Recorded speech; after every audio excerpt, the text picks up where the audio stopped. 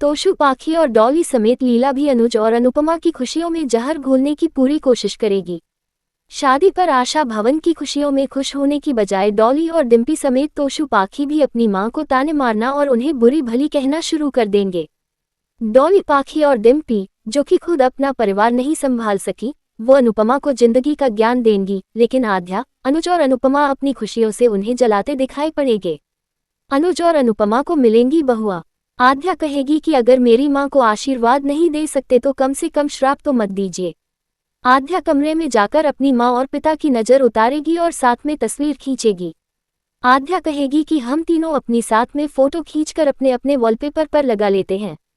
अनुपमा जैसे ही कमरे में जाएगी फौरन मौका पाकर पाखी अंदर आ जाएगी और आद्या के कान भरना शुरू कर देगी। वह फौरन आद्या को अतीत की वो बातें कहना शुरू कर देगी जिनसे उसके मन में अपनी मां के प्रति जहर घोल सके। पाखी की होशियारी निकाल देगा अनुज। पाखी आद्या को बताएगी कि कैसे उसकी मां ने उसे छोड़कर परी को बचाया। वह बताएगी कि कैसे अनुपमा के जिंदगी में आने के बाद हर बार उनकी जिंदगी में सब बर्बाद हो गया। आद्या जब पाखी का बातों पर ध्यान दे ही रही होगी कि अनुज बीच में आ जाएगा और पाखी को सख्त चेतावनी देते हुए कहेगा कि मैं जानता हूं तुम और तुम्हारा गैंग क्या करने की कोशिश कर रहे हैं।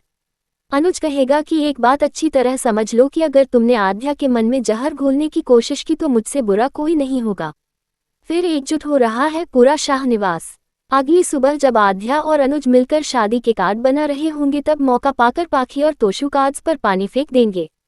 लेकिन उन्हें ये जानकर धक्का लगेगा कि जिन कार्ड्स पर उन्होंने पानी फेंका है उन पर असल में पाखी तोशुका का ही नाम लिखा हुआ है। अपकमिंग एपिसोड में आप ये भी देखेंगे कि लीला अपने सड़क पर पड़े सामान को देखकर रोएगी और तोशु पाखी और डॉली से कहेगी कि किसी भी सूरत में उसे उसका पुराना घर लौटा कर दे, फिर इसके लिए उन्हें चाहे कुछ भी करना पड़े। अब कहानी में आगे क्या क्या ट्विस्ट आने वाले हैं